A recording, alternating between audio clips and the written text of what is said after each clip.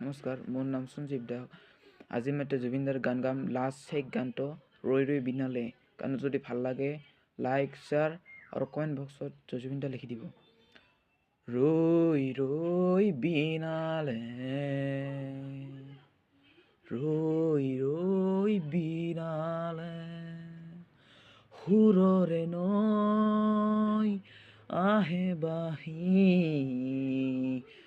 নতুন হাত বাতৰি পাত, চকুলে বৈ সপোন আজি, চকুলোৰে চকু সজাত, ৰৈ ৰৈ বিনালে,